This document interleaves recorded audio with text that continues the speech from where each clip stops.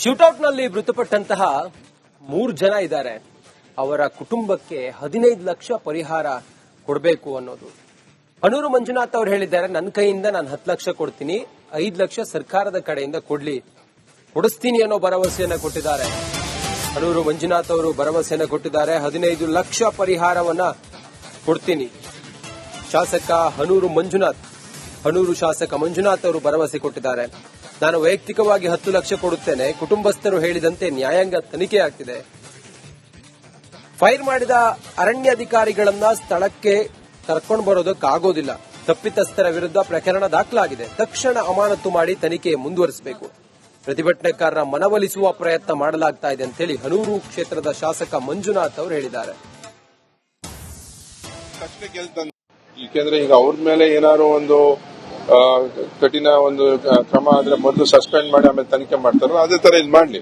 ಇದು ಅಮಾನವೀಯವಾಗಿ ನಡೆದಿರ್ತಕ್ಕಂಥದ್ದು. ಬಹುಶಃ ಈಗ ಏನು ಅವ್ರಿಗೆ ಕೊಲ್ಲಿಕ್ಕೆ ಇವಾಗ ಯಾರು ಆದೇಶ ಕೊಟ್ಟರು ಇದೆಲ್ಲ ತನಿಖೆ ಆಗ್ಬೇಕು. ಸೊ ಇದು ಬಹಳ ಮುಖ್ಯ. ಜೊತೆಗೆ ಅವ್ರ ಆತ್ಮರಕ್ಷಣೆಗೆ ಮಾಡಿದ್ದೆ ಆದ್ರೆ ಈಗ ಅದೆಲ್ಲಾನು ಈಚೆ ಹೊರಗೆ ಬರಬೇಕು. ಈ ನಿಟ್ಟಿನಲ್ಲಿ ಇವತ್ತು ನಾವು ಎಲ್ಲಾ ತರದ ಒಂದು ಪ್ರಯತ್ನಗಳು ಆ ಒಂದು ಕುಟುಂಬಕ್ಕೆ ನ್ಯಾಯ ಕೊಡ್ಸಕ್ಕೆ ಎಲ್ಲ ಸಂಘಟನೆಗಳಿರ್ಬೋದು, ಎಲ್ಲ ನನ್ನ ಜೊತೆ ಸಾರ್ವಜನಿಕರು, ಕುಟುಂಬಸ್ಥರು, ಸ್ನೇಹಿತರುಗಳು ಎಲ್ಲರೂ ಒಟ್ಟುಗೂಡಿ ಆ ಕುಟುಂಬಕ್ಕೆ ಒಂದು ನ್ಯಾಯ ಸಿಗಬೇಕು ಅನ್ನೋದೇ ಒಕ್ಕೊರ್ಲ ಒಂದು ಮನವಿ.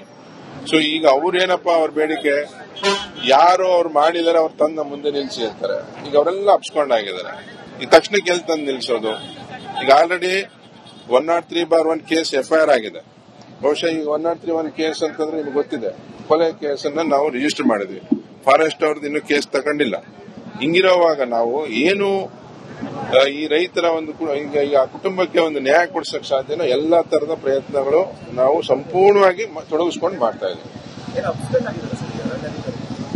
ಹೌದು ಇವರೇ, ಏನಾಗಿದೆ, ಅವರು ತಕ್ಷಣಕ್ಕೆ ಈಗ ಯಾರು ಕೈಗೆ ಸಿಗ್ತಾ ಇಲ್ಲ. ಹಂಗಂದ್ರೆ ಅರ್ಥ ಏನು? ಸೊ ಈ ಮೇಲಧಿಕಾರಿಗಳು ಇಲ್ಲ ಇದ್ದಾರೆ, ಸಿಗ್ತಾರೆ, ನೋಡ್ತಿದೀವಿ ಅಂತ ಎಲ್ಲ ಹೇಳ್ತಿದ್ದಾರೆ. ಸೊ ಮುಂದಿನ ದಿನಗಳಲ್ಲಿ ಈಗ FIR ಆಗಿದೆ, ಕ್ರಮ ಆಗತ್ತೆ. ಈಗ ಪ್ರಾಥಮಿಕ ಹಂತದಲ್ಲಿ ಜಿಲ್ಲಾಧಿಕಾರಿಗಳ ಮಟ್ಟದಲ್ಲಿ ಮತ್ತೆ ಡಿಸ್ಟ್ರಿಕ್ಟ್ ಜಡ್ಜ್ ಅವರ ಹಂತದಲ್ಲಿ ಈಗ ತನಿಖೆ ನಡೀತಾ ಇದೆ. ನಾವು ಉನ್ನತ